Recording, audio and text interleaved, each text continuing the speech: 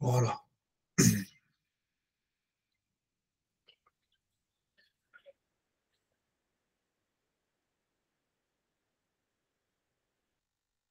Alors, bismillah, wa salatu wa salam ala rasulillah. Bienvenue à vous pour ce premier cours de Sira, de la biographie du prophète sallallahu alayhi wa sallam. Avant de commencer et de présenter ce cours, pour ceux qui ne me connaissent pas encore, je suis votre frère Mehdi, professeur en sciences islamiques et en histoire islamique. Je suis le fondateur de la plateforme Histoire Islam, qui est dédiée à l'histoire islamique et à la méditation du Coran. Et je propose des cours en ligne, donc qui ont commencé depuis ce lundi, différents cours qui ont pour thématique l'histoire islamique et la méditation du Coran. Vous pouvez visiter le site histoireislam.fr, vous le voyez. Donc il y a ma présentation, toutes les conférences que j'ai pu faire, les podcasts également que j'ai pu enregistrer, et le cours en ligne que je propose.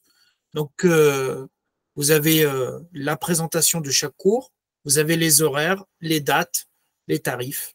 Donc il y a biographie des compagnons, il y a méditation du Coran, il y a Sira du prophète sallallahu alayhi wa sallam, le cours qui nous intéresse aujourd'hui.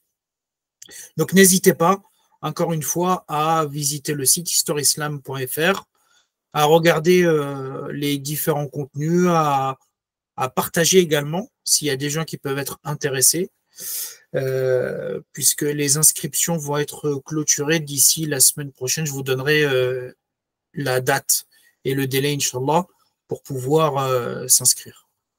Donc voilà pour la petite présentation. Maintenant, on peut commencer le cours. Bismillah wa salatu wa salam ala rasulillah. Le cours de Sira du prophète sallallahu alayhi wa sallam. S'il vous plaît, confirmez-moi que vous voyez bien mon écran et que vous m'entendez bien. Oui. C'est bon. Alors, je ne vais pas encore une fois faire l'introduction sur l'importance du savoir. Pour ceux qui n'ont pas assisté à un cours parmi les cours de cette semaine, je les renvoie, Inch'Allah, au replay que je posterai également dans les différents groupes. Et vous pourrez voir l'introduction que j'ai pu faire sur l'importance du savoir, l'importance de la compréhension et l'importance d'investir dans le savoir et la connaissance. Alors, quels sont les objectifs du cours de Sira, de biographie du prophète sallallahu alayhi wa sallam? Le premier objectif, comprendre le contexte et les caractéristiques de la société arabe avant l'islam. Alors, on va voir ce que c'est que la biographie du prophète sallallahu alayhi wa sallam, exactement, quelle est sa définition. Mais avant même de s'intéresser à la vie du prophète sallallahu alayhi wa sallam en tant que tel, on va s'intéresser aux caractéristiques et au contexte dans lequel le prophète sallallahu alayhi wa sallam a été envoyé. Le prophète sallallahu alayhi wa sallam, il n'a pas été envoyé du ciel comme ça.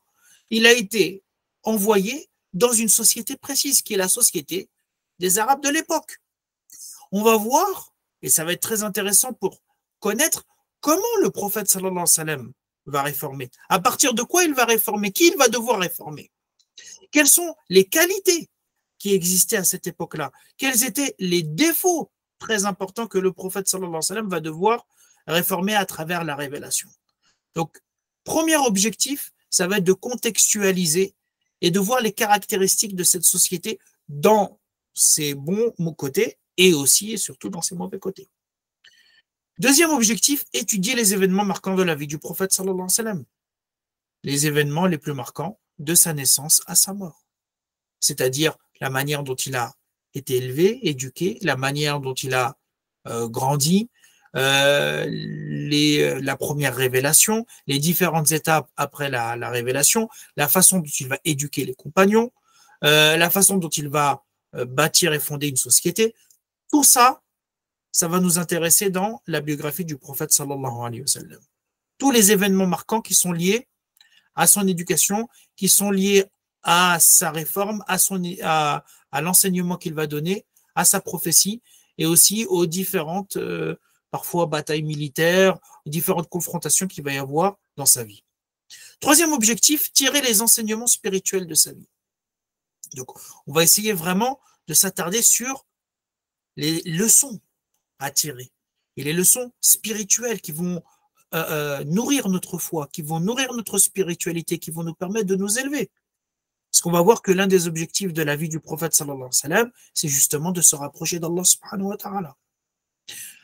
Également, comprendre la sira et la sagesse prophétique à la lumière de notre contexte, afin d'améliorer notre compréhension de l'islam. On va le voir, le prophète sallallahu alayhi wa sallam, c'est notre modèle. Et la meilleure façon de s'approprier le modèle, c'est de le comprendre. De comprendre comment le prophète sallallahu alayhi wa sallam il a agi, quelles sont les sagesses, pourquoi il a agi de telle manière à tel moment. Et c'est ça qui va nous permettre de nous approprier le modèle du prophète sallallahu alayhi wa sallam et de l'appliquer de la meilleure des manières dans notre contexte. Vous allez voir que la compréhension du contexte est très importante pour comprendre la sagesse de telle et telle décision du prophète sallallahu alayhi wa sallam. Parce que suivre un modèle, c'est pas suivre le modèle comme ça, prendre de manière littérale ce que le prophète sallallahu alayhi wa sallam il a fait, mais c'est de comprendre aussi la sagesse qu'il y a derrière. Et vous allez voir que le prophète sallallahu alayhi wa sallam va se comporter de telle et telle manière en fonction de ces différents contextes. Et que le Coran également est descendu et a révélé telle thématique et telle thématique en fonction des besoins que les compagnons avaient et les besoins de la société dans laquelle ils étaient. L'autre objectif, s'approprier le modèle du prophète sallallahu alayhi wa sallam et des compagnons. Quand on parle de sira, on parle bien évidemment du prophète sallallahu alayhi wa sallam, mais on parle aussi des compagnons. Quand on parle de la biographie du prophète sallallahu alayhi wa sallam, forcément on va s'intéresser à ceux qui étaient autour du prophète sallallahu alayhi wa sallam et qui l'ont accompagné. D'ailleurs, le Coran fait l'éloge du prophète, mais il fait l'éloge des compagnons qui ont été autour de lui et qui l'ont accompagné et qui l'ont soutenu. Donc, s'intéresser à la sira du prophète sallallahu alayhi wa sallam, c'est s'intéresser avant tout au modèle du prophète sallallahu alayhi wa sallam, mais également à la génération des compagnons, qui est la génération qui a entouré le prophète. Autre objectif, approfondir notre lien avec le Coran à travers l'exemple vivant du prophète sallallahu alayhi wa sallam et connaître les causes de révélation. Vous allez voir qu'en étudiant la sira du prophète sallallahu alayhi wa sallam, ça va nous rapprocher énormément, Inch'Allah, du Coran. Qui dit sira, prophétie du prophète, dit révélation. Qui dit révélation dit descente du Coran. Et qui dit sira du prophète sallallahu alayhi wa sallam dit possibilité de contextualiser la descente du Coran. Qu'est-ce que le prophète sallallahu alayhi wa sallam a reçu en premier lieu? Quelles sont les sourates qui vont être les premières sourates à être révélées sur le prophète sallallahu alayhi wa sallam et qu'il va partager avec les compagnons? Quelles vont être les sourates qui vont descendre par la suite dans les différentes étapes? Quelles sont les thématiques principales qui vont être abordées dans le Coran au début? Et qu'est-ce qui va se passer? Comment les versets du Coran vont évoluer au niveau des thématiques pour éduquer les compagnons? Tout ça, c'est dans la sira du prophète sallallahu alayhi wa sallam.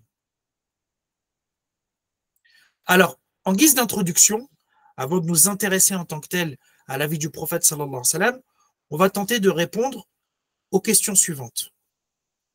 Qu'est-ce que la sira du prophète? Donc, quelle est sa définition? Pourquoi étudier la sira du prophète sallallahu alayhi wa sallam? Quelles sont les sagesses? Quelles sont les sources de la sira? Quand on étudie la vie du prophète sallallahu alayhi wa sallam, quelles sont les sources sur lesquelles les savants se sont appuyés pour décrire la vie du prophète et des compagnons qui sont autour? Quelles étaient les qualités des Arabes? On va le voir. Parce que les Arabes, ils n'avaient pas que des défauts à cette époque-là. Et quels sont les défauts de la jahiliya? Donc on va voir que le prophète sallallahu alayhi wa sallam, il s'est appuyé sur certaines qualités et Allah subhanahu wa ta'ala a envoyé son dernier prophète chez les Arabes parce qu'il avait certaines qualités. Et le prophète sallallahu alayhi wa sallam, il a été envoyé en tant que réformateur, notamment, pour réformer les gros défauts qui existaient à cette époque-là, qui a permis ensuite d'unir l'ensemble des Arabes sous la bannière de l'islam.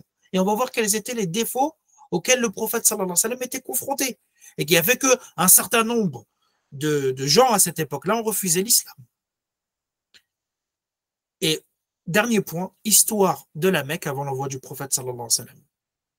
L'histoire de la Mecque, donc à partir d'Ibrahim alayhi salam jusqu'à la naissance du prophète sallallahu alayhi wa sallam, on va voir ce qui s'est passé. Quelles sont les tribus qui ont été les habitants ou qui ont gardé la Kaaba. On va voir comment on est passé à la base avec Ibrahim du monothéisme, du tawhid, de l'adoration d'Allah subhanahu wa ta'ala unique, à petit au polythéisme. Qui a imposé le polythéisme dans la péninsule arabique? Ensuite, quels ont été les ascendants importants du prophète sallallahu alayhi wa sallam? Le prophète, il ne vient pas de nulle part. Les prophètes sont envoyés dans des familles nobles. On va voir la sagesse. Et on va voir que donc, le prophète sallallahu alayhi wa sallam, il a des ascendants qui ont joué un rôle très important à la Mecque. Son grand-père, son arrière-grand-père et son arrière-arrière-grand-père. Tout ça, ça va nous permettre de savoir d'où vient le prophète sallallahu alayhi wa sallam et en quoi son clan est très importante. Et sa tribu, la tribu mécoise, a un rôle central sur lequel le prophète sallallahu alayhi wa sallam va s'appuyer dans sa darwa. Et on va aussi comprendre pourquoi le prophète sallallahu alayhi wa sallam il a été envoyé à la Mecque et pourquoi le prophète sallallahu alayhi wa sallam s'est d'abord adressé aux Mécois dans sa darwa. Vous êtes toujours avec moi? Oui. Oui. Oui. Très bien. Alors, qu'est-ce que la sira? Quand vous voulez définir quelque chose, vous avez le sens linguistique et le sens terminologique. C'est quoi le sens linguistique? Le sens linguistique, c'est le sens qui existe dans la langue arabe en tant que telle. Donc, le mot, il a un sens d'abord linguistique qui a été utilisé par les Arabes. Et il y a un sens terminologique. Le sens terminologique, c'est un sens qui va être donné par les savants dans un domaine précis. Par exemple, le fiqh, c'est quoi? Si je vous dis le fiqh, vous allez penser directement à la jurisprudence, le droit. Mais le fiqh, avant d'être la jurisprudence et le droit, c'est linguistiquement la compréhension.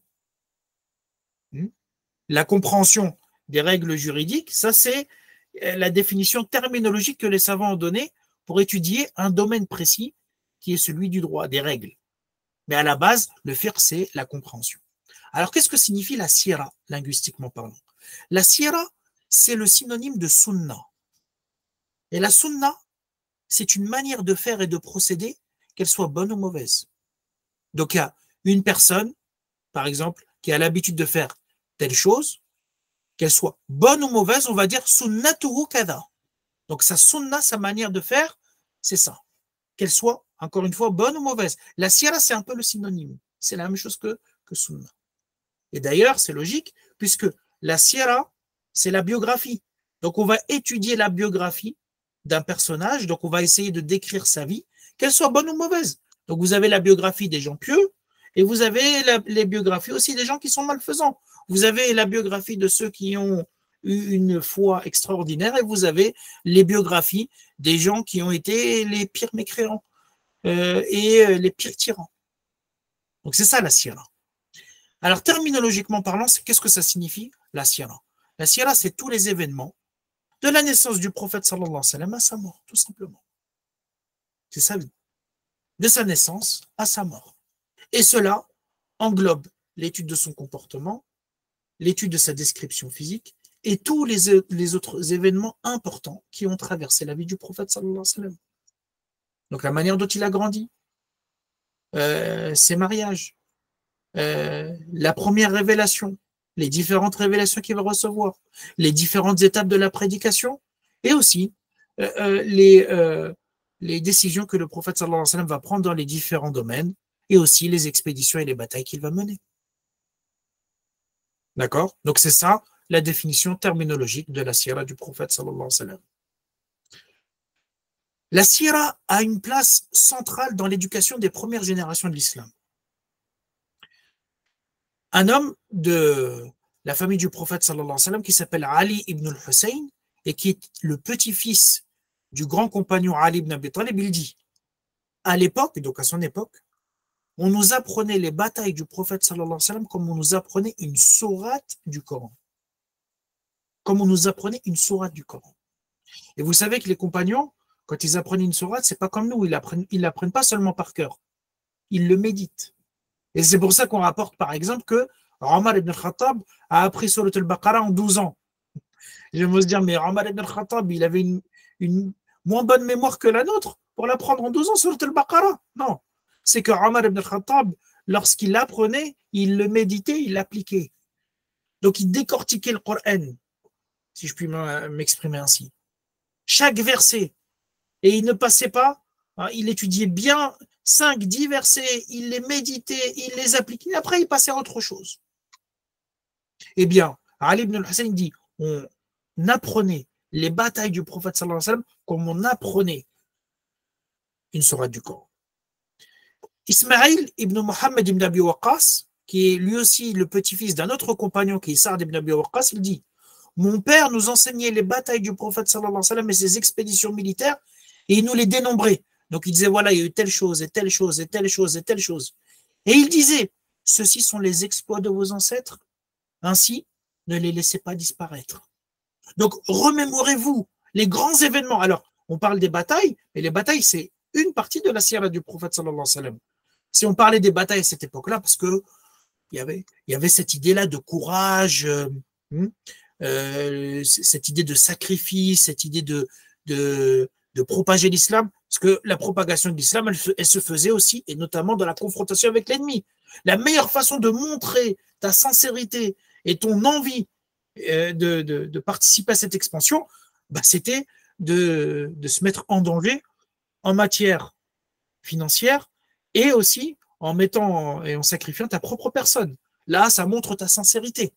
Donc, on parlait des batailles, et on va le voir, derrière les batailles, il n'y a pas seulement l'aspect militaire, il y a tous les autres aspects. La bataille, c'est un peu le résumé de l'état d'une société. Si tu gagnes une bataille, ça veut dire que tu es organisé, ça veut dire que tu appliques la justice, ça veut dire qu'il y a une concordance entre le chef et ceux qui participent, etc., etc. Donc, on leur décrivait et on leur apprenait les expéditions militaires et on les dénombrait et on leur disait attention, retenez bien cela, retenez bien ces choses-là parce que ça fait partie des exploits de vos ancêtres. Ne les laissez pas disparaître. Donc, remémorez-vous toujours ces événements-là qui sont indispensables dans votre éducation, dans votre foi et dans votre volonté de suivre le modèle du prophète sallallahu alayhi wa sallam. Alors, pourquoi étudier la sira du prophète sallallahu alayhi wa sallam? Quelles sont les sagesses? Et il y en aurait plein. Je vais en donner quelques à titre de résumé pour avoir un cadre.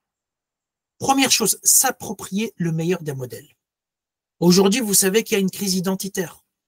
Et cette crise identitaire, elle vient d'où? Elle vient du fait qu'on n'a pas de vrai modèle. Et Allah subhanahu wa ta'ala, dans le Coran, il nous interpelle, non pas à travers seulement des principes qu'il faut suivre, mais à travers des modèles qui ont incarné ces principes. Parce que l'être humain, il a besoin de se reconnaître. Il a besoin de s'approprier ces modèles-là pour voir que ces principes sont applicables. Et pour voir aussi les bonnes conséquences des principes qu'il faut suivre et voir les mauvaises conséquences de certains principes, de certaines valeurs et de certains comportements dont il faut essayer de fuir parce qu'elles ont des mauvaises conséquences.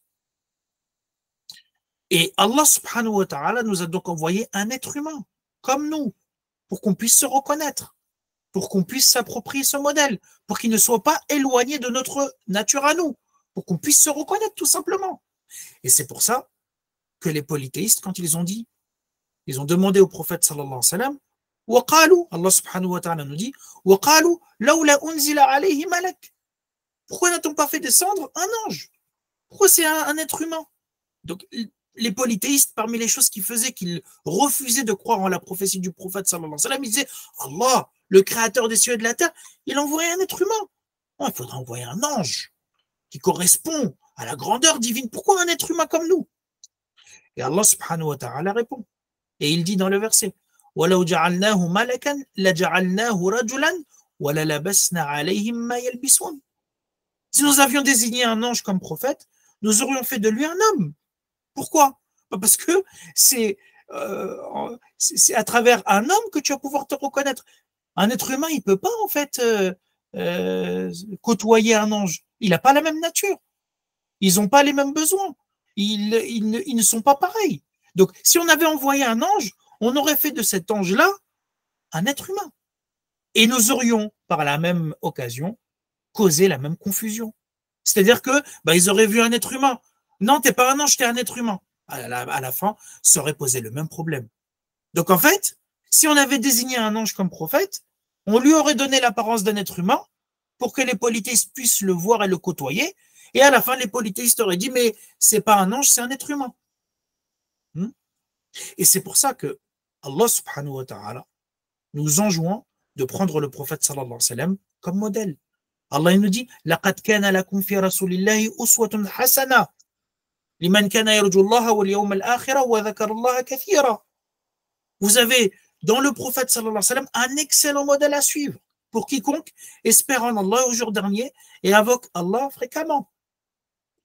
Pourquoi le prophète sallallahu alayhi wa sallam est le meilleur des modèles? Quand vous regardez, vous voyez que le prophète sallallahu alayhi wa sallam, son modèle, il englobe tous les aspects de la vie. Vous allez voir que le prophète, il est un modèle dans sa jeunesse, en tant qu'orphelin, qui était de conditions très modestes. Le prophète sallallahu alayhi wa sallam va être un modèle dans sa vie d'époux et de père de famille. Il va être un exemple dans sa vie de compagnon et d'amis fidèles avec les compagnons qu'il va voir autour de lui, Abu Bakr, Omar, Othman, Ali, Saad ibn Abi Waqqas, etc. Ça va être un modèle dans sa vie en tant que prophète qui appelle à la voie droite et qui va éduquer les compagnons. Ça va être aussi un modèle en tant que chef d'État à Médine. Donc, le prophète sallallahu alayhi wa sallam, il ne va pas seulement être un éducateur, il ne va pas être seulement un modèle, un prophète qui va transmettre le message, il va également être un chef d'État qui va organiser la société dans tous ses aspects, politique, social, économique, etc. Et ça vient en tant que chef militaire dans des expéditions et des batailles périlleuses. Parce que le réalisme fait que quand tu défends des idées et que tu veux les propager, tu vas être confronté à un moment donné à des ennemis. Et ces ennemis-là peuvent te déclarer la guerre, même vont te déclarer la guerre à un moment donné. Très bien. Toutes les idéologies, toutes les religions ont été confrontées à cela. Comment tu dois agir lorsque tu es en guerre? Comment tu fais? Il y a des règles. Et c'est pour ça qu'à travers le modèle du prophète sallallahu alayhi wa sallam, Allah subhanahu wa ta'ala nous a donné un cadre à tout, et notamment à ces situations périlleuses, difficiles. Un essayiste américain qui s'appelle Michael Hart, il a écrit un livre qui s'intitule « Les 100 personnes les plus influentes de l'histoire ». Donc il a classé ce qu'il considère comme étant les 100 personnes les plus influentes dans toute l'histoire. Et il a placé en premier le prophète sallallahu alayhi wa sallam. Un Américain nationaliste, un nationaliste ardent, qui dit le plus influencé, le prophète sallallahu alayhi wa sallam dans toute l'histoire. Et il dit, vous allez peut-être vous étonner, mais il explique. Et il dit, mon choix de Mohammed sallallahu alayhi wa sallam en tête de la liste des personnes les plus influentes du monde peut surprendre certains lecteurs. Et il peut être remis en question par d'autres. Donc il sait que ça va faire polémique aux États-Unis, en Occident, on parle toujours de Jésus, on parle de Bouddha, on parle. Là tu mets Mohammed sallallahu alayhi wa sallam. Et il justifie, il dit, mais il s'agit du seul homme de l'histoire qui a connu une réussite suprême, tant sur le plan religieux que séculier. Séculier, ça veut dire monde terrestre. Quand vous regardez la vie de Jésus, Isa alayhi salam, est-ce qu'il s'est marié? Il ne s'est pas marié. Donc il n'a pas pu être un modèle en tant qu'époux, et il n'a pas pu être un modèle en tant que père. Quand vous regardez également la vie de Jésus, alayhi salam, il a été plutôt dans la période, il a été en tant qu'éducateur, un peu comme le prophète sallallahu alayhi wa sallam durant la période mécoise, très minoritaire, très attaqué, mais il n'a jamais été chef d'une société. Et Isa alayhi salam, d'ailleurs, pour nous en tant que musulmans, il a été envoyé seulement aux enfants d'Israël. Mais pour ceux qui croient que Jésus a été envoyé pour l'humanité, le christianisme tel quel, il s'est propagé à la suite de l'élévation de Isa alayhi salam. Puisque nous, on ne croit pas qu'il est mort sur la croix. C'est ses disciples lointains qui ont commencé à propager le message, ou ce que eux pensaient être le message de Jésus alayhi salam. Le prophète sallallahu alayhi wa sallam, lui, il a une réussite en tant que prophète, parce qu'il a eu plein de gens qui l'ont suivi, les compagnons, etc. Mais c'est aussi lui qui a participé à l'expansion de l'islam, notamment dans toute la péninsule arabique. Donc non seulement le prophète sallallahu alayhi wa sallam, il a été un modèle sur l'aspect spirituel religieux, mais il a été aussi un modèle dans l'aspect mondain, dans les différents domaines, politique, économique, social, etc. Et il vient de loin, le prophète sallallahu alayhi wa sallam. C'est pour ça qu'il dit, d'origine modeste, Mohammed sallallahu alayhi wa sallam a fondé et promulgué l'une des plus grandes religions du monde, et est devenu un dirigeant politique extrêmement efficace. Aujourd'hui, 13 siècles après sa mort, son influence est encore puissante et omniprésente. Donc le prophète sallallahu alayhi wa sallam, vous allez voir, encore une fois, dans un contexte où les religions du livre sont très minoritaires, où la civilisation des Arabes, si on peut l'appeler comme ça, est loin derrière la civilisation byzantine, romaine et perse. Et pourtant, le prophète sallallahu alayhi wa sallam, non seulement c'est lui qui va établir cette religion qu'Allah subhanahu wa ta'ala va lui révéler, mais il va être aussi, il va avoir une réussite extraordinaire sur le plan politique et militaire, puisque cette religion, durant sa vie et après sa mort, va se propager dans les quatre coins du monde. Deuxième sagesse, comprendre et se familiariser avec la sunna. Allah subhanahu wa ta'ala nous dit dans le verset لَقَدْ مَنَّ اللَّهُ عَلَى الْمُؤْمِنِينَ إِذْ بَعَثَ فِيهِمْ رَسُولًا مِنْ أَنفُسِهِمْ يَتْلُو عَلَيْهِمْ آيَاتِهِ وَيُزَكِّيهِمْ وَيُعَلِّمُهُمُ الْكِتَابَ وَالْحِكْمَةَ وَإِنْ كَانُوا مِنْ قَبْلُ لَفِي ضَلَالٍ مُبِينٍ. Allah a très certainement fait une faveur aux croyants. Donc Allah, il rappelle un bienfait qu'il a donné aux croyants, aux compagnons notamment, par l'envoi chez eux d'un messager de parmi eux-mêmes. Donc il fait partie de leur peuple, il fait partie des Arabes. Qu'est-ce qu'il fait? Il leur récite ces versets, il les purifie, il les purifie spirituellement, et il leur enseigne le livre et la sagesse, bien qu'ils étaient auparavant dans un égarement évident. Le livre, c'est quoi? Allez, dites-moi, je vous pose la question. C'est quoi le livre? Coran. Le Coran et la sagesse. Donc il leur enseigne deux choses. Le livre, le Coran et la sagesse. La majorité des savants disent que la sagesse, c'est la sunna. Quand vous revenez à la définition de la sagesse, il y en a beaucoup. Il y a une définition qui est intéressante et qui nous dit la sagesse, c'est fi'l ma yanbaghi ala al-wajh alladhi yanbaghi fi al-waqt alladhi yanbaghi. L'acte qu'il convient de faire de la manière qu'il convient et au moment qu'il convient. Donc la sagesse, c'est pas seulement de suivre la vérité, c'est aussi d'appliquer cette vérité correctement. La sagesse, c'est pas seulement de dire quelque chose, de dire une parole de vérité, c'est de l'exprimer correctement. Et donc, Allah subhanahu wa ta'ala appelle la sunna la sagesse, pourquoi? Pour nous dire que la sunna du prophète sallallahu alayhi wa sallam, c'est un exemple dont qu'il faut s'approprier correctement. Et comment se l'approprier correctement?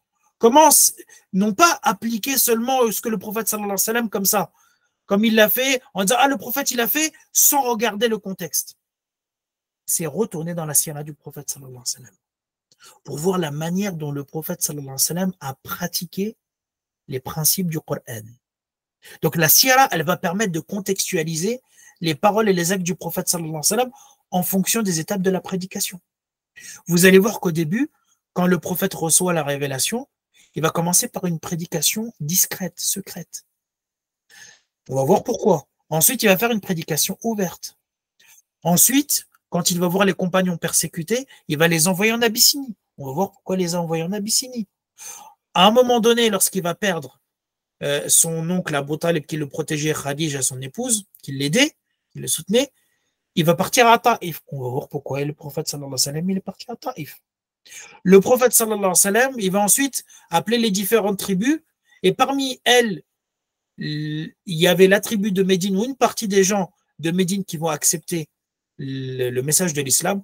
On va voir pourquoi le prophète sallallahu alayhi wa sallam va aller à Médine. Quelles sont les sagesses qu'il peut y avoir derrière l'ordre divin de faire l'émigration à Médine.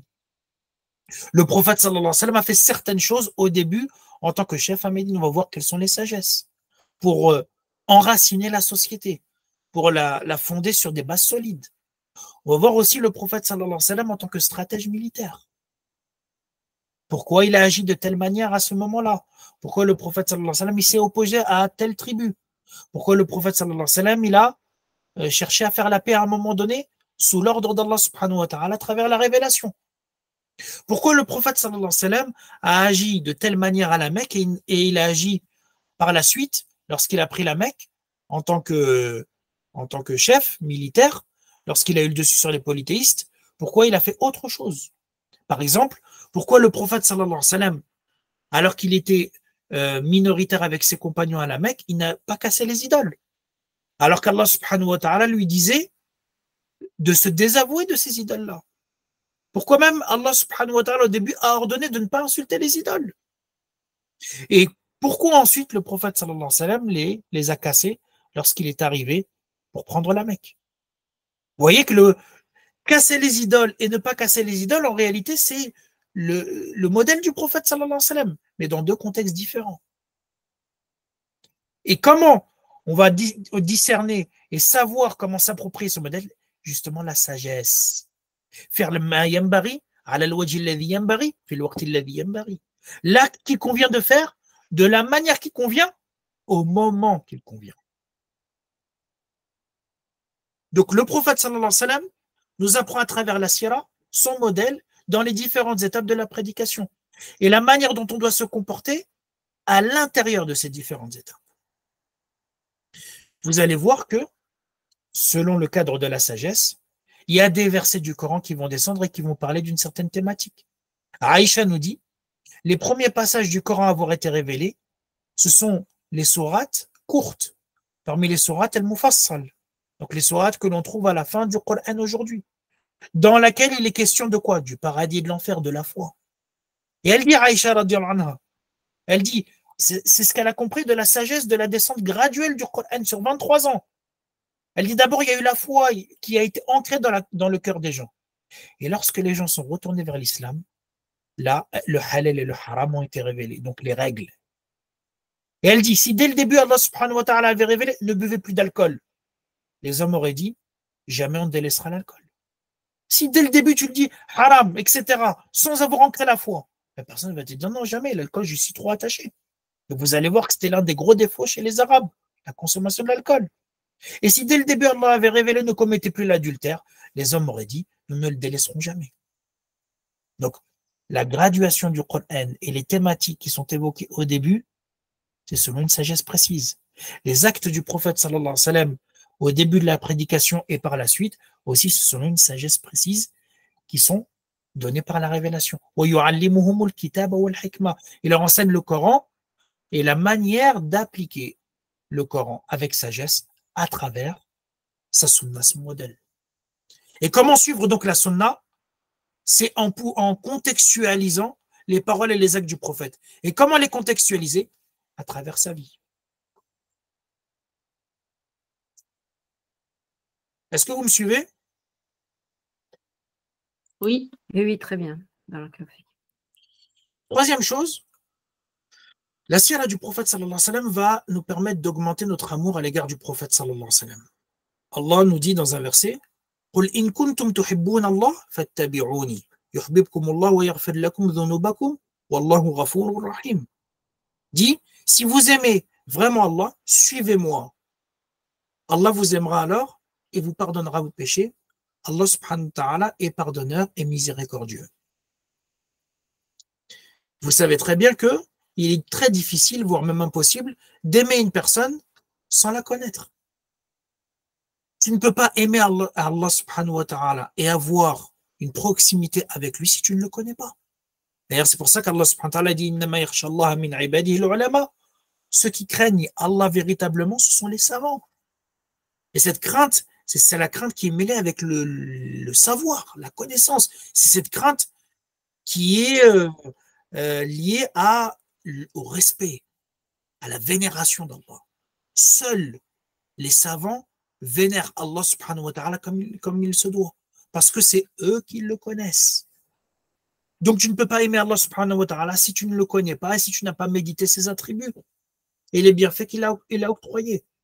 De la même façon, pour le prophète sallallahu alayhi wa sallam, tu ne peux pas aimer le prophète sallallahu alayhi wa sallam si tu ne t'es pas intéressé à sa vie, à ses qualités, à son sacrifice. Et c'est intéressant de voir que dans le verset, Allah il nous dit, si vous aimez vraiment Allah, suivez-moi. Allah vous aimera. Normalement, on aurait pu croire que le verset nous aurait dit, si vous aimez vraiment Allah, aimez-moi. Et Allah vous aimera. Mais il dit, suivez-moi.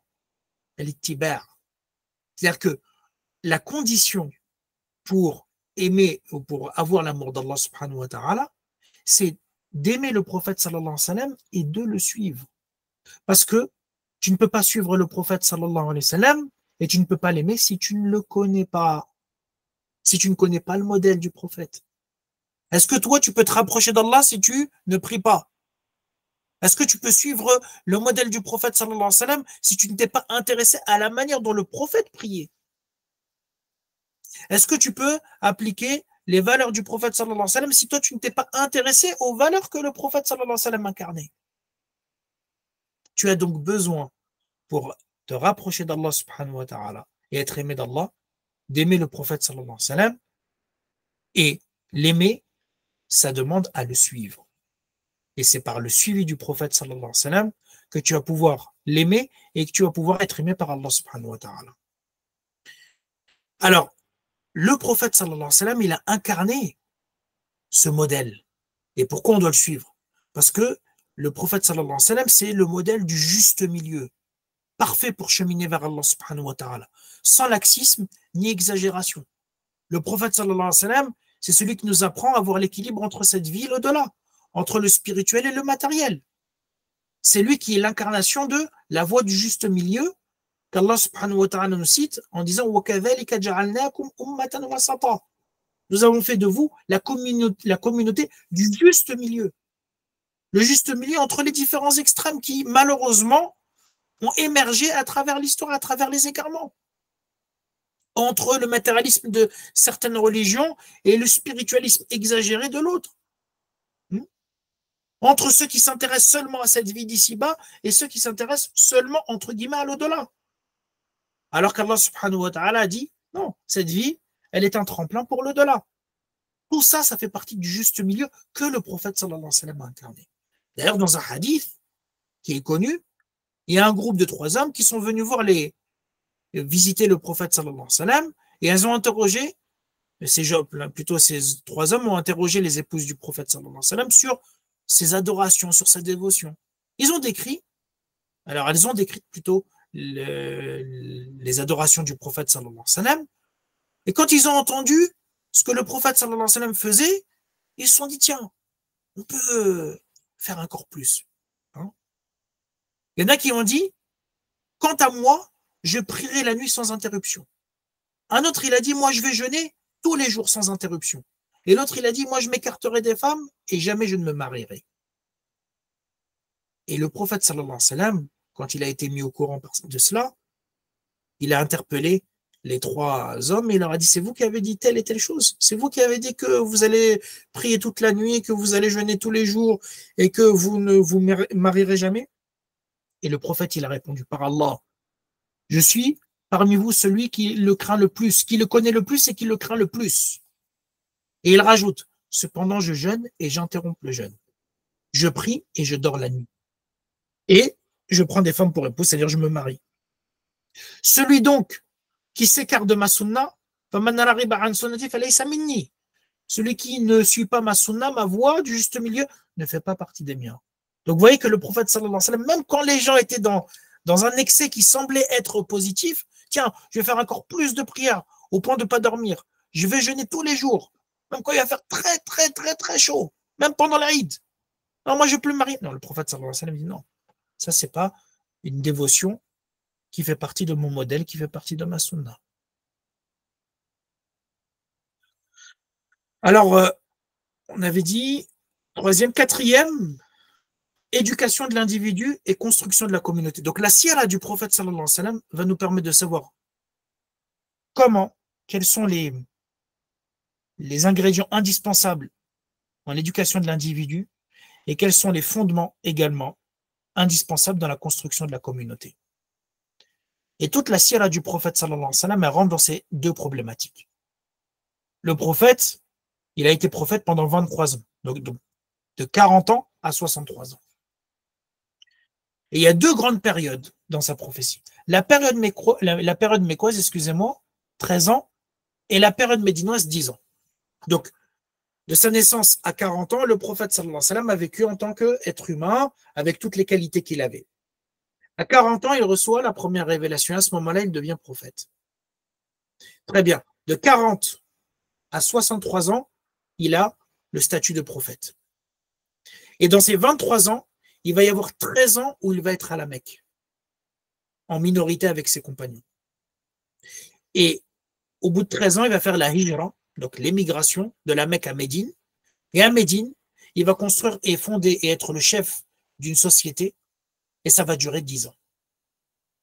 Quand vous regardez la période mécoise, à quoi elle correspond? Elle correspond à l'assise, aux fondations que le prophète sallallahu alayhi wa sallam va poser, à travers l'éducation des compagnons qui vont être les piliers et les ambassadeurs de cette religion, l'islam. Et ça correspond à une sunna, parmi les sunnah d'Allah subhanahu wa ta'ala, les lois qu'Allah a établies, et qui dit que Inna Allah la yughayyiru ma biqawmin hatta yughayyiru ma bi anfusihim. Allah ne change pas l'état d'un peuple tant que les gens qui composent ce peuple ne se changent pas en eux-mêmes. Donc le prophète sallallahu alayhi wa sallam, il va fonder une élite, il va fonder des gens qui vont être solidement éduqués par le prophète sallallahu alayhi wa sallam à travers son modèle et à travers le Coran. Et quand ces gens-là vont être bien éduqués durant 13 ans à la période mécoise, ce sont ces gens-là qui ont été éduqués par le prophète sallallahu alayhi wa sallam qui vont fonder avec le prophète la période, la société médinoise, qui va correspondre donc à cette période de 10 ans. Et la seconde donc problématique, c'est durant la période médinoise, qui est la construction d'une communauté autour des valeurs de l'islam, notamment l'union de tous les musulmans sous la bannière de l'islam. C'est pour ça qu'Allah subhanahu wa ta'ala dit وَأَلَّفَ بَيْنَ قُلُوبِهِمْ لَوْ أَنفَقْتَ مَا فِي الْأَرْضِ جَمِيعًا مَا أَلَّفْتَ بَيْنَ قُلُوبِهِمْ وَلَكِنَّ اللَّهَ أَلَّفَ بَيْنَهُمْ إِنَّهُ عَزِيزٌ حَكِيمٌ. Il a uni leur cœur par la foi. Et si même tu avais dépensé tout ce qui est sur la terre, tu n'aurais jamais pu unir leur cœur. Mais c'est Allah qui les a unis, car il est puissant et il est sage. L'une des grosses problématiques qu'il y avait à Médine, et qu'il y avait chez les Arabes de manière générale, c'était la division. Vous allez voir qu'à Médine, il y a eu des guerres très dures, des guerres civiles, qui vont être très, très, très, très dures, et qui vont opposer les Médinois entre eux. Donc le prophète, sallallahu alayhi wa sallam, ce qu'il va faire par l'intermédiaire de la révélation, et c'est Allah subhanahu wa ta'ala, par la réussite d'Allah, il va unir les cœurs de tous les croyants, et construire, grâce à des valeurs, à des principes, les principes de cette religion, qui vont permettre aux musulmans d'être un groupe uni, solidaire, autour de ces valeurs, autour de ces principes. Et c'est cette société-là qui va être à la base de la grande civilisation qui a duré pendant des siècles et des siècles. Et qui va être à la fois une religion, mais aussi une civilisation avec tous les aspects que l'on connaît, avec toute la participation scientifique, économique, sociale, politique, etc. que l'on connaît aujourd'hui. C'est Médine qui va être au fondement de tout cela. Donc la sira du prophète sallallahu alayhi wa sallam, elle est essentielle parce qu'elle nous dit comment la révélation, le Coran et la sunna du prophète ont éduqué les individus pour qu'ils deviennent comme les compagnons, et comment, et à partir de quels principes, de quelles valeurs et de quel comportement ils ont fondé cette société qui va être à la base de la grande civilisation islamique et à la base de cette expansion extraordinaire qu'a connue l'islam. Vous savez par exemple que les musulmans sont entrés en Andalousie en 711. Le prophète sallallahu alayhi wa sallam, il est mort en 632, même pas un siècle après la mort du prophète sallallahu alayhi wa sallam, et les musulmans étaient déjà en Andalousie, en Espagne, au Portugal, la péninsule ibérique. C'est incroyable. Et donc à travers cela, on va saisir les sunan d'Allah, les lois d'Allah. Allah subhanahu wa ta'ala nous dit dans un verset فَلَن تَجِدَ لِسُنَّةِ اللَّهِ تَبْدِيلًا وَلَن تَجِدَ لِسُنَّةِ اللَّهِ تَحْوِيلًا. Tu ne trouveras pas dans la loi d'Allah ni de changement, ni de modification. Il y a des lois immuables qui nous permettent de comprendre le monde, qui nous permettent de comprendre les évolutions positives ou négatives d'une société, d'une civilisation. La sira, elle va nous permettre de comprendre quelles sont les choses indispensables pour créer une communauté et une civilisation. Et quelles sont les choses dont il faut s'écarter, les défauts qui rongent la société, qui rongeaient la société des Arabes à cette époque-là, et qui les écartent du droit chemin, qui les écartent de l'évolution positive qu'Allah subhanahu wa ta'ala a citée.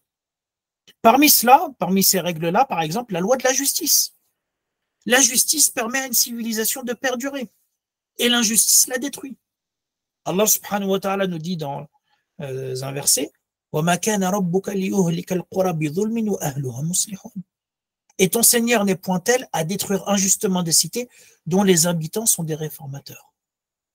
Allah subhanahu wa ta'ala ne détruit pas des habitants tant qu'ils sont dans la réforme. C'est quoi la réforme? C'est l'application de la justice. C'est de ne pas semer la corruption sur la terre. De là, les savants, un certain nombre de savants, ont tiré la règle suivante, qui est Allah laisse perdurer un état juste, même s'il est mécréant. Et il ne laisse pas un état injuste, même s'il est musulman. La justice, elle est tellement importante qu'Allah subhanahu wa ta'ala peut laisser perdurer un état ou une civilisation, même si elle est mécréante. Et il peut détruire ou injuste, même s'il est musulman. Tout cela, on va le voir à travers la sira du prophète sallallahu alayhi wa sallam. D'ailleurs, l'une des sagesses qui est mentionnée par le prophète sallallahu alayhi wa sallam de l'immigration d'Abyssinie, c'est quoi? C'est la justice du Négus, qui était le roi d'Abyssinie à cette époque-là et qui était chrétien. Le prophète les a envoyés chez ce Négus-là, qui était connu pour sa justice. Et le Négus va les accueillir favorablement. Il va les défendre, coûte que coûte, malgré même le rejet d'un certain nombre de son peuple. Donc tout ça, toutes ces lois-là qu'Allah subhanahu wa ta'ala a établies, on va avoir des exemples concrets à travers la vie du prophète sallallahu alayhi wa sallam et les différentes étapes par lesquelles il est passé. Vous êtes toujours avec moi? Oui, on est là. Le 5e point de l'étude de la sira, pourquoi on étudie la sira? Parce que la sira, la vie du prophète sallallahu alayhi wa sallam, c'est la meilleure introduction pour comprendre l'islam et le Coran. Si tu veux comprendre, même s'il y a quelqu'un non musulman qui te pose la question, moi je veux comprendre l'islam, si c'est pas un livre de présentation, eh bien la meilleure façon de comprendre l'islam, c'est de passer par la vie du prophète sallallahu alayhi wa sallam. Parce que cette vie va nous permettre de contextualiser le Coran. La sira te permet de comprendre concrètement le modèle du prophète et de comprendre aussi concrètement comment le Coran a été révélé et qu'est-ce qui a été révélé. Donc la sira, elle offre la possibilité de comprendre le Coran et de très nombreux versets à la lumière du contexte dans lequel il a été révélé. Le prophète sallallahu alayhi wa sallam, quand on regarde également, pourquoi c'est important d'étudier la sira par rapport à la compréhension du Coran, quand on a interrogé Aïcha, quel était le comportement du prophète, elle a répondu quoi? Elle a dit, le Coran, tout simplement. Son comportement, c'était le Coran. Donc il était un Coran vivant, un Coran qui, ou un homme qui appliquait le Coran, qui incarnait les principes du Coran, qui étaient mentionnés dans les versets. Quand on regarde les compagnons du prophète, sallallahu alayhi wa sallam, comment ils justifiaient leur savoir? On dit que les compagnons, c'est les meilleurs et les plus savants. Certes, ça, il n'y a aucun doute. Qu'est-ce qui distinguait les compagnons des autres générations? C'est qu'ils ont vécu la révélation. Et grâce au fait qu'ils ont vécu la révélation, c'est eux qui peuvent contextualiser le Coran. Donc savoir quand est-ce qu'il a été descendu. Et pourquoi c'est si important? Si tu le contextualises, tu le comprends beaucoup plus facilement. Vous allez voir, il y a des versets que vous ne comprenez pas forcément. En comprenant tel et tel événement, vous allez dire, ok, d'accord. Tout de suite. Si vous comprenez les tenants et les aboutissants de tel événement, vous allez comprendre pourquoi Allah subhanahu wa ta'ala dit telle et telle chose. Et pourquoi le prophète s'adresse, ou pourquoi Allah s'adresse au prophète de telle et telle manière. Ibn Mas'ud, qui est l'un des grands savants parmi les compagnons et un grand savant du Coran, il dit, je jure par Allah, en dehors duquel il n'y a aucune divinité. Il jure, il est sûr de lui, alhamdulillah.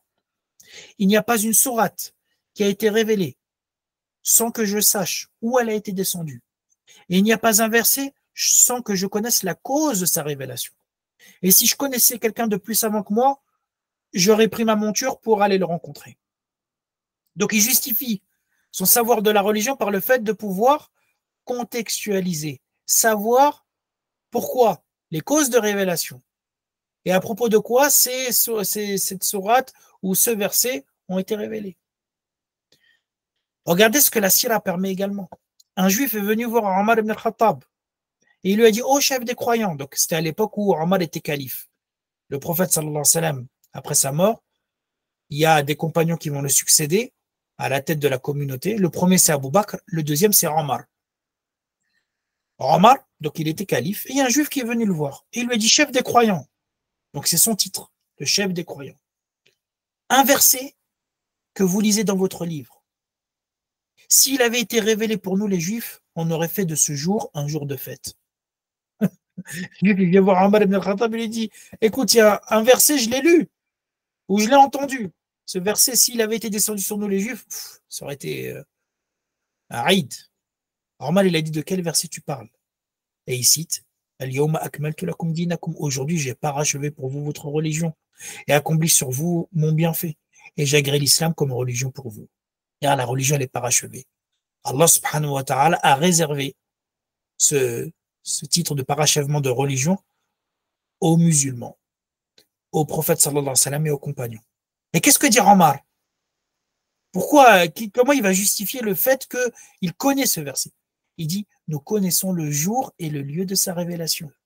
Il avait été révélé au prophète sallallahu alayhi wa sallam un vendredi, le jour de Arafat, et d'ailleurs, c'est durant ce qu'on appelle Hajjatul Wada', c'est-à-dire le pèlerinage d'adieu, le pèlerinage que le prophète sallallahu alayhi wa sallam a fait quelques mois avant sa mort. Donc, la sira du prophète sallallahu alayhi wa sallam, c'est la meilleure façon d'introduire notre compréhension de notre religion, parce qu'il contextualise le modèle du prophète sallallahu alayhi wa sallam. On voit le modèle du prophète sallallahu alayhi wa sallam de manière vivante, et on peut contextualiser plein de versets du Coran qui ont été descendus sur le prophète. Voilà. Je m'arrête là. Si vous avez des questions, n'hésitez pas. Alors, juste 2 petites minutes. Alors, vous voyez mon écran, c'est bon? Oui, oui. Oui. Alors, vous allez voir, Inch'Allah,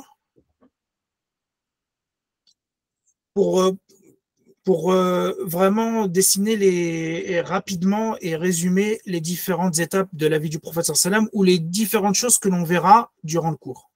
Donc, on commencera par l'époque d'Ibrahim alayhi salam, avec la construction de la Kaaba. Donc, on verra qu'à cette époque-là, avec Ibrahim et son fils Ismaël, ils ont construit la Kaaba, et qu'à cette époque-là, la péninsule arabique était monothéiste. Ils vont suivre la tradition d'Ibrahim et d'Ismaël. Ils vont adorer Allah subhanahu wa ta'ala unique. Cela va durer longtemps, jusqu'à un moment donné où il va y avoir un homme, on va le voir, Amr ibn Luhay, qui va apparaître bien après, et qui malheureusement va instaurer le polythéisme. On va voir comment il a instauré le polythéisme. Ensuite, on va voir des personnages très importants, des ascendants du prophète sallallahu alayhi wa sallam, comme je vous l'ai dit. On va voir ce qu'ils ont instauré à la Mecque, en termes politiques et en termes économiques, vous allez voir. On va s'intéresser également au grand-père du prophète sallallahu alayhi wa sallam, qui a joué un rôle très important avant l'envoi du prophète sallallahu alayhi wa sallam. Il a été le chef incontesté de la Mecque. Ensuite, on va voir la période avant la révélation, donc les 40 ans, la naissance du prophète sallallahu alayhi wa sallam, quand est-ce qu'il est né, par qui il a été éduqué, qui l'a entretenu, sa mère, sa nourrice, ensuite ça va être son grand-père, ensuite ça va être son oncle. On va voir aussi les différents événements qui ont jalonné la vie du prophète sallallahu alayhi wa sallam avant cette révélation, jusqu'à sa participation à la reconstruction de la Kaaba, on va voir, lorsqu'il avait 35 ans. Ensuite, on va voir la période mécoise qui a duré 13 ans. On va voir la manière dont le prophète sallallahu alayhi wa sallam a reçu les premières révélations, la prédication secrète, discrète, pendant 3 ans. Ensuite, le début de la prédication ouverte, lorsqu'il va s'adresser à tous les Mécois. Ensuite, les migrations en Abyssinie, on va voir les différentes étapes qui vont jalonner cette période mécoise, jusqu'à la hijra, jusqu'à l'immigration. Et là, on va passer à la période médinoise de 10 ans. et cette période médinoise de 10 ans, on va voir ce que le prophète sallallahu alayhi wa sallam va faire directement lorsqu'il va arriver à Médine, les 4 choses importantes. Et on va voir dans ces 4 choses les sagesses et l'importance de ces 4 choses. Et on va voir les différents événements, les différentes batailles, la bataille de Badr, Uhud, des coalisés, la manière dont le prophète sallallahu alayhi wa sallam s'est organisé, la façon dont il a propagé la religion jusque sa mort. Voilà.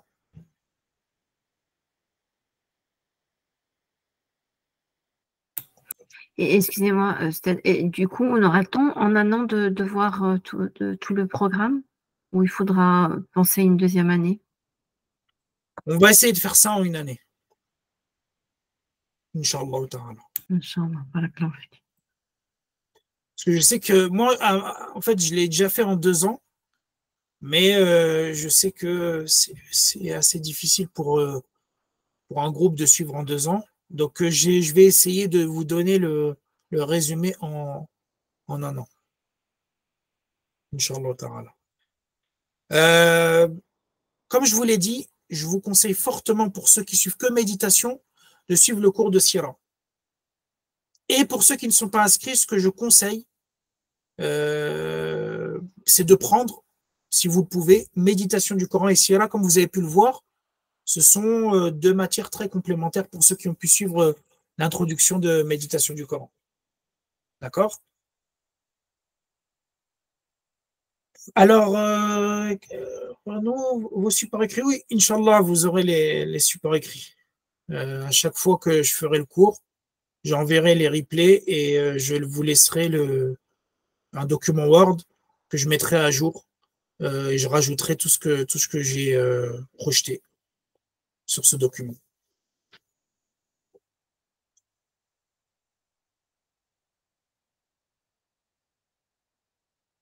Est-ce que vous avez des questions? Non, c'était très clair, barakallahu fik. Barakallah. Très bien. Bah alors, on se tient au courant, Inch'Allah. Je vous transmettrai les replays, là pour ceux qui sont dans les groupes, mais également je posterai les replays dans les groupes WhatsApp et Telegram. Et puis voilà, en espérant que ça vous a été profitable et à bientôt, Inch'Allah ta'ala. Voilà. Je vous souhaite une bonne soirée s'il n'y a pas de questions et à très bientôt. Qu'Allah vous facilite vos préserves. وعليكم السلام سبحانك اللهم وبحمدك أشهد أن لا إله إلا أنت أستغفرك وأتوب إليك سبحان ربك رب العزة عما يصفون والسلام على المرسلين والحمد لله رب العالمين السلام عليكم وعليكم Barakallahu السلام ورحمة الله fik. وبركاته. بارك الله فيك. Oui, Jamila, vous voulez poser une question peut-être? Non? Vous êtes trompé? Ok.